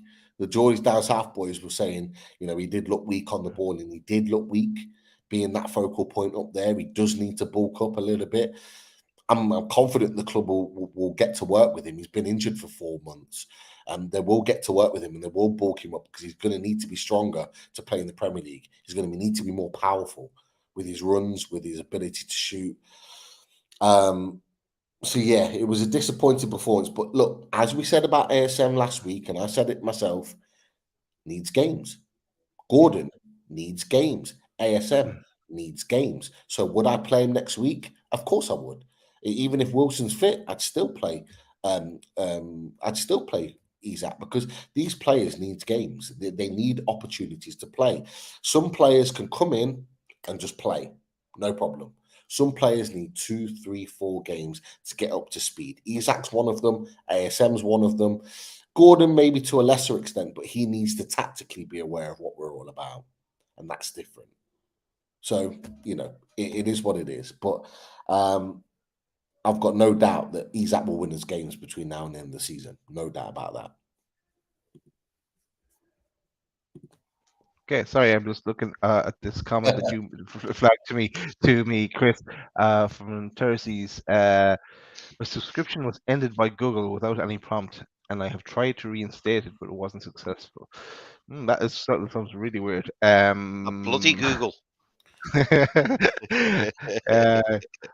Yeah, I don't know. And can you not just hit subscribe again? Or is it your member's subscription? It's the member. The member. Okay. Yeah, it wouldn't be Google then, because that's through YouTube. Yeah, I don't know. See, can you join? I guess. And if you're still having issues, DM me, and I'll see. I can take another look for you. I know Paul at the Tomb of You was having similar problems, wasn't he? Where people were being unsubscribed from membership, and then they had to sign up as brand new members. Oh, I'm not quite sure why, but I know weird. Paul was having the same issue on TTR. Okay. Yeah. Okay. Let's move on. We've done all ratings, so let's go to the table. And I know, Chris, you need to run pretty soon as well. But let's have a look at the table. Right, here we are. After all of that, after all the doom and gloom, look where we are. We're still sitting in fourth spot. What is it all about? We were lucky because results went our way. And when I say results, West Ham drew with Chelsea, 1-1. Arsenal drew with Brentford, 1-1. Crystal Palace with Brighton, 1-1. Fulham bet Forest 2-0. Leicester, as Pete mentioned, bet Spurs 4-1, which is a massive result for us. Southampton lost against Wolves 2-1, and we know our own results. But a big game tomorrow. We were watching Leeds, hoping Leeds get something against Man United, playing them again in quick succession. Then there's the City Villa game as well, and of course the Liverpool, the Merseyside derby on Monday. But yeah, this is where we are in the table. We're in fourth spot. We're 2 points ahead of Spurs. in a game in hand. So that is still looking good there. But yeah, we need to start picking up results. As you say, this was a game that we thought we get our 3 points, and that would have left us sitting prettier because there's a long way to go. And if this is our slump, look at we can get over it, and it's just the injuries now mounting on top of what we are. The slump is going to be difficult. But with him switching it up today, maybe who knows? He might go 4-2-3-1 against Liverpool yet. We'll see and see who's available to him. But your thoughts on the table, lads? Chris? Very positive. Very positive. Yeah, I mean, we've gotten away with a point today, which we probably didn't deserve. Away from home again, keeping positive, and thankfully, Man United aside, as you rightly say, Daz, Arsenal drop points, Tottenham drop points, Brighton drop points. I think they did, didn't they? Was that a draw with Palace? It 1-1, wasn't it? yeah. Yeah. So yeah, it's all positive. The fact that we've not lost out up to now, and yeah, 2 points clear of Tottenham with a game in hand is good. For me, the thing that I'm kind of not worried over, but maybe slightly nervous over is the fact that obviously we've had a couple of injuries today, which hasn't been great. Let's see how those are. Hopefully, Maxey's wasn't too bad. As Pete mentioned, Willox doesn't look great. Hopefully Wilson is back next game, as Eddie House says. But Miggy. do you know what? We'll. Oh, sorry, did I say the wrong person then? No, you did. You were correct on all them, but you just missed out Miggy. Oh, Miggy, yeah, with his hands, yeah. Hopefully that's nothing too serious. Thankfully, it's not like a hamstring or anything, because that'd be bad news. But yeah, I mean, do you know what? It was maybe an opportunity missed to kind of gain some ground, but I don't feel like we've been pegged back by anyone. Me personally, looking at the league table, it looks to me like the top three are probably going to be set. And now we're very firmly in that battle for fourth spot. We can't see Chelsea, which is still really nice to say. Chelsea dropped points as well today, so it looks like it's a firm battle between us and, I'd say, maybe us and Tottenham for that fourth spot. And if you had to ask me now who I fancy for it, I'd say us. So we are in the driving seat, boys, in my opinion. We are a bit, there's a long way to go though. Long way to go. Key games against those around us as well will have a major factor. And if our run of draws continues, or even gets a bit worse, we could be needing big wins towards the end of the season. But hey, we're well capable of doing that as well. Pete, your thoughts on the table? Yeah, we're still fourth. Lucky that other teams around us drop points. Brighton, Tottenham, we've already spoken about it. I wouldn't rule out Man United. I don't think the top three are set. I think there are still games this season where Man United will drop points. And it will allow us to be within that conversation. We're only 2 points behind them, and we've got a significantly better goal difference. So I wouldn't rule them out. But the one thing I said about Tottenham, a great one game against Man City, they turn up and then pour the next. Yeah. That goes in our favour. Yeah, but equally. The only thing that really concerns me about this situation, because I think Tottenham will flip-flop over the course of the season. Yeah. The only thing that concerns me is that Brighton and Fulham's form were actually pretty good. Well, Fulham lost two within their form there, but they're still picking up results here and there. Yeah. And on the same points as Brighton, albeit played the game more than us. But Brighton are being very consistent at the moment. Unlucky, really, not to win today. So they're ones that I would maybe keep an eye on, because they've got a good set system, a good set way of playing, and they could disrupt one or two. So we just need to keep an eye out from them. But I think Tottenham will flip-flop, and that will allow us, hopefully, and I believe that we've still got a great chance of getting top four. So it's not the end. It's not the end of the world. But look, let's go. I said on my tweet, let's go again. Yeah. Yeah. Liverpool, we owe them one big time Yeah, next it'd be weekend. nice to get it too.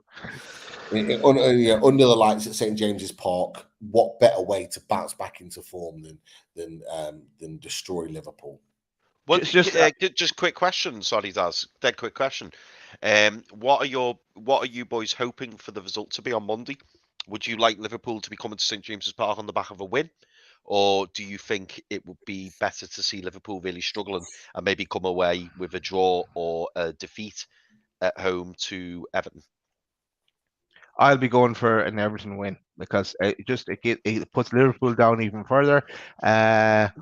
So yeah, and I know because I know people will, will be shouting for wanting Everton to get relegated, but I'd rather concentrate on ourselves that we don't see Liverpool edging towards us. I don't think they're going to get anywhere near us, but just keep them down a that bit further. And yeah, and then yeah, the confidence to be even knocked even further going into our game. Yeah, Everton win 100%. Like worst case scenario, boring 0-0 draw. Like that's worst case scenario for us.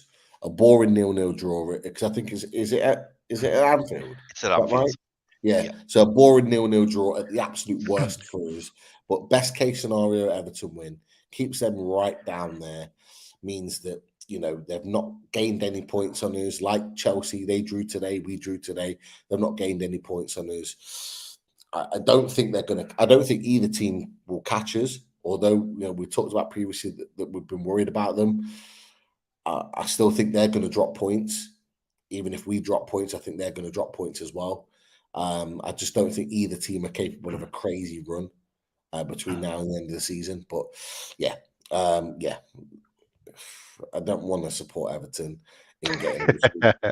Yeah, maybe for 1 week only. Maybe just like one it was game. for Leicester, just like it was for Leicester today, 1 week only. Yeah. And just sticking with that Leicester game, during the week there, Hugo Lloris, he's out for 8 weeks. So whoever they stuck in goal today, they let in 4 goals. So look, their injury. Fraser Forster. Newcastle. Yeah, and he was dreadful. More of the same, please. Yeah. And Tottenham. I'm right in saying Tottenham have still got to come to St James's, haven't they? They do. Yeah. They do. Sooner rather than later. I hope. Man United come to St James's. Tottenham come to St James's. Brighton come to St James's. Those teams around us all need to come to St James's Park between now and the end of the season. That could be the difference. It's a great point that you brought up, Chris. They all need to come to St James's Park. Yeah. As do Liverpool at the weekend. And hopefully we've got a nice Carabao Cup in the Trophy Room. Hopefully. Yeah. I'm sure we will. Exactly. We play Spurs on down us around the 22nd of April kind of time before we're over before the Southampton game. Oh, that's right. Yeah, it is, isn't it? Yeah. Oh well. Yeah. Cool. That is the table. Yeah. Sorry, go on, mate. Go on. That was it. No, go for it, Chris. All I was going to say, mate, we've got a few star questions in the comments. If you just want to quickly whiz through them. Sure. Do you think this is a fair one from Trippier for Prime Minister? We're a mid-table team without Bruno. Top half, middle, top half of that middle without Bruno. Pete? Nah, I think we're even without Bruno, we're better than Fulham. We're better than Fulham without Bruno. I think we're with Bruno being missing. I think we're in a slump. We're in our down part of the season. We haven't had that really this season. We're in that down part of the season, but without Bruno, it's kind of like it's like a double whammy. We'll pick up. There's no doubt about that, but it's just clear that we're in a slump right now. Yeah. I'd say top half. I think we're comfortably the 8th best team in the league, if not a bit higher. Even without Bruno. Would you guys say we're better than Fulham right now, even without Bruno? Yes. Yeah, I'd say we're better than Fulham. Yeah.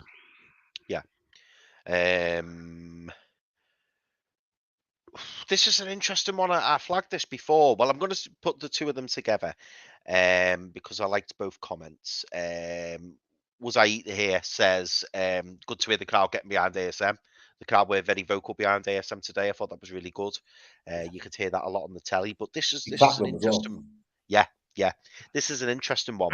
And again, I'm not trying to start a furore here, but Drew raises a good point. I think. I honestly think ASM cried off so we didn't get yanked for this performance.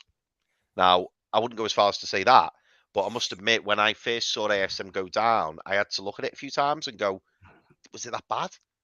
And did you notice as soon as he hit the ground, he turned round and was looking where the ball had gone? And I thought, and then he started grabbing his leg. And I thought, It did look maybe a bit that's me being soft. cynical. I don't know. It did look a bit soft, Chris, but at the same time, he wants to be playing. He wants to be Of course he does. play in the final. Like, so it's no, I don't believe that. I think it was like something that it might have hit him straight away that his knee was sore, but hopefully it's minor. Yeah, I hope so too. He didn't cry off there. He didn't cry off. He was one player that could potentially change the game, but it was a bit of an awkward landing. And having played football, you guys know playing football yourself is that just because you land, it doesn't mean that something doesn't go quite wrong. Yeah. With your body. The amount of times I've just landed and thought I was okay, but felt a little twinge, and then all of a sudden it turns into a sharp pain, and then it's gone. Like you know something's wrong at that point. And I thought the same as you, Chris, and maybe what Drew said. But they showed about a minute or two later a different angle of where he landed, and he did go down and he kind of looked, but then it was almost like he looked and then immediately went to his leg. So Yeah. it was like something Like it was an afterthought. had happened. Yeah. And that happens. And you got to remember those clips that you see on Sky are very much slowed down. Yeah. So that reaction was almost instant, but it looks like it's like a look and then a hold afterwards. It looks like it's a delayed reaction, but Sky slow those situations down because they want to get the ultimate of what's happened. But I'm praying that it's nothing major because with Wilson potentially being out, with Willock potentially being out, Miggy will be fine. It's a wrist injury. He'll be able to just wrap that up and play. But we don't want someone like ASM being missing, especially going into the final. We need him. Well, Daz, I know you're going to come in a sec, mate, but I've got to throw this comment out because it kind of ties into what Pete's just said. I didn't want to be the guy to put this on the screen, but Michael Pomar says, if Willock is out and ASM is too, does that mean Murphy starts the final? Murphy to win is the cup. Yeah. Murphy to win is the cup. Imagine. I mean, it would be great, wouldn't it? Like, I'd be buzzing for him if he did something during the game. But if I seen him in the starting 11, I would be deflated. I'm not gonna lie. I'm just going to ask Murphy if he'll help us out here. He can help me out on the tech support and on behind the scenes here at Loaded, because he was playing with that iPad for far too long before he came out on the pitch. Yeah, it was like I'm coming on for Max. What am I meant to be doing? It's like, mate, you're just on the other side. That's all it is. No, it's not. It's not. Oh, sorry. When they're with the iPad. Go on, Chris. Go on. I was going to say, sorry, I got mixed up then. He thought he was coming on for Miggy, but he actually came on for Maxi, didn't he? So I think he thought he was coming on the right, and then he came on the left, and then Maxi ended up going off anyway. I think that's right. I could be wrong. What I was going to say is that on the iPad, look, it might be Football Manager, but in general, maybe it is. Won't be a bad shot either. But actually, it's they don't just obviously look at the position that they're in. It's got information about who they mark at corners, who they're tracking back against. Like, it's got all the key bits of information. So if they're coming on for a certain player, it's looking at all that sort of stuff in detail. They need to know, like, from a corner, who they pick up. They need to know from a free kick who they pick up. Like, it's like crazy intricate details that they need to know, because they're literally picking up everything from the player that's coming off the pitch. And like you said, he probably looked at it a little bit too long, because what you said, Chris, is he thought he was coming on for somebody else, and then all of a sudden he's coming on for, I think, Amir only came on for, and so it's changed. So he's probably looked and realised who he's marking, and then gone, oh crap, I'm not marking them anymore. I need to look at this and looking at somebody completely different. But look, I'll ask you a quick question. If Murphy scores as the goal that wins us the trophy, Do we get a statue of Murphy outside the ground? Bye, Daz, that one, yeah. Daz, Murphy Yeah. tattoo. Murphy No, tattoo. no, no. Hey, Oh yeah, I forgot hey, about never. hey. that. Yeah, that's a Here we great go again. conversation. A Uh, great just conversation. Daz clarify. Murphy No, tattoo no. with the wave. Again, With no. the wave, if he scores the goal that wins the trophy, do we get the Murphy I wave? think Start on it the should be back. Yeah. Chris is the biggest Murphy fan, so yeah, Well, that. yeah, no, I don't know. I don't know if I could cope. I don't know. I'd struggle seeing Murphy come on the pitch, let alone have him on my body. I don't know about that. I just don't think I could cope with that. Suppose This is I an could always say interesting one from. it's an Alex Murphy tattoo. That would work. Okay, yeah. with the island flag next to it. Yeah, I like that. love it. This is an interesting one from Trolls. I don't know whether it's too soon for this, but it's certainly a valid point. Trolls says, "What about Ashby on the right and Trips on the left?" Yeah. I don't think Ashby's ready yet. He Which is probably isn't. I listened to Eddie Howe's press conference, and they asked about Ashby and why he wasn't in the squad, and he said, obviously clearly because West Ham knew he was leaving, that they hadn't played him, he wasn't part of the squad, and Eddie Howe mentioned that he was unfit, he wasn't fit enough yet, so I think they're going to work with him big time. He probably plays a couple of under 21 games or under 23s, whichever one it is. I think you'll see the best of Ashby pre-season. I think that's when he comes into the team, personally. But that's just my opinion. But, you know, is there a Manquillo? Manquillo's nearly back, fit. Manquillo on the right, Trippier on the left. Do you do that? I don't know. Manquillo's never let us down. Even in a really poor FA Cup game against Sheffield Wednesday, he still didn't have he was all right. Game. He was all right. Yeah. He wasn't amazing, but he wasn't the worst player on the pitch. Nowhere near it. And do you do that in order to allow two attacking fullbacks to get forward? Does Trippier on the left support Maxi a little bit more? I don't know. You can flip it because Manquillo can play left back. So yeah, do you keep Trippier and play Manquillo left back to get more further forward? I don't know. So speaking of Alex Murphy, so he can play there as well, left back. That's his position. Wow. Left back. I see Alex Murphy coming into our first team in the summer. I do. I think there's a shout. Trouble with Manquillo is he can't cross. That's a big issue, especially if we're doing our right wing thing with Miggy. If Miggy's giving the ball to Manquillo, it's a bit like, his crossing's not the best. Defensively, I'm happy with him. I think he's fine. I think he's good. But going forward, yeah, his crossing isn't the best. Manquillo. That's just my opinion. Yeah.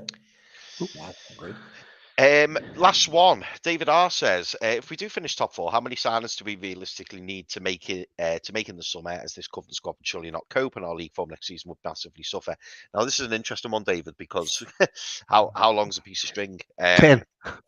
Yeah, 11. Yeah, but I'd say at least 5 or 6. But the key thing for me is, are we a European side or a Champions League side? If we're a Champions League side, the summer's going to be very, very, very exciting. If we're a European side, still exciting, but maybe not as exciting as what we'd hoped, because I think, like Pete said earlier, we'll struggle to get the likes of Maddison and other players like Diaby.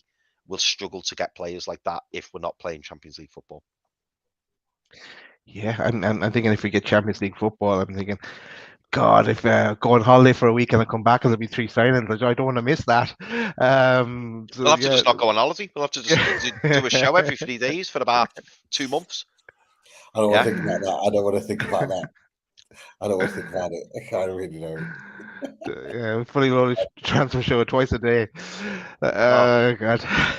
Imagine who we get linked with in Champions League football. I mean, it's a great point, that he's made, because the world is our oyster. If we're a Champions League football team next season, not only for FFP, but in terms of players we could attract, we could attract the best of them. Yeah, it will be very interesting. Either way, it's going to be interesting in the summer, because we do need a bit of an overhaul, and to some degree, and to get rid of a few mascots as well, and to leave spaces in the squad. But yeah, if we get Champions League, amazing.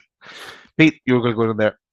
Yeah, life goals is put. Can't believe Pete gave Burn 7 out of 10. I definitely didn't. I'm pretty sure I gave him a 6, or less than that. Yeah, you give him a 6.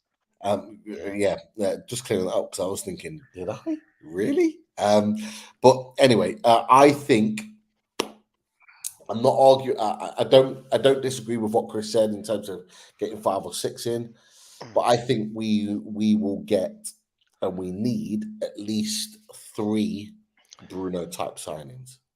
Yeah. I think the signings that we make, I think there'll be at least 3 Bruno type signings, big signings that will impact the first 11 without a doubt. And then maybe the other 2 or 3 will be supplements to the squad. That for me is what I think will happen in the summer. And it goes back to the point. I think that's why we didn't sign in the January window, because we will have new sponsors for various different things, and hopefully playing either European or Champions League football will supplement is making those big signings. I think it might be 6 signings if we get Champions League football. I think it might be 5 or 4 if we get European football, Europa League or Conference, depending on which one it is. Hopefully, at the very least, Europa League. And if Man City get away with it, it could be 20. Who knows? Yes. We'll see what happens. Yeah, who knows?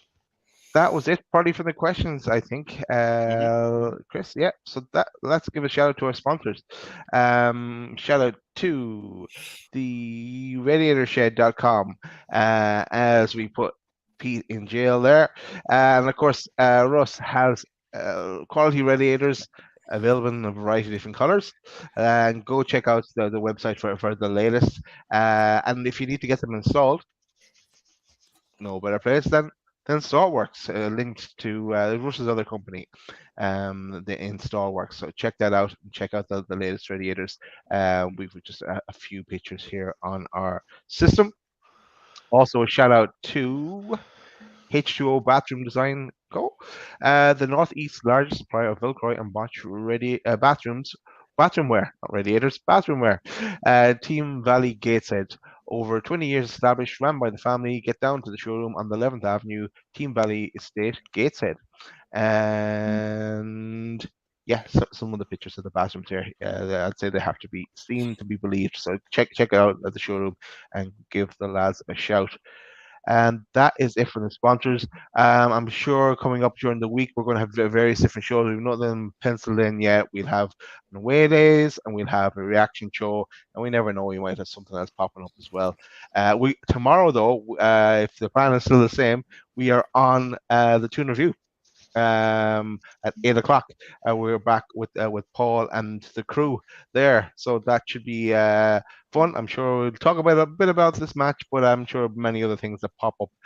So we haven't been together for a while, so let the fun commence again. But looking forward to that. Also, good laugh, lads. Thanks for joining us. Everyone, and in the chat, thanks for coming along. Spend your Saturday evening with us, talking about the game, and make sure you hit that like button on the way out. If you haven't hit that subscribe button, hit that as well. That is it. We didn't like it much, but what can you do? Here we go again. How'd you like that? Good night, everyone. How you like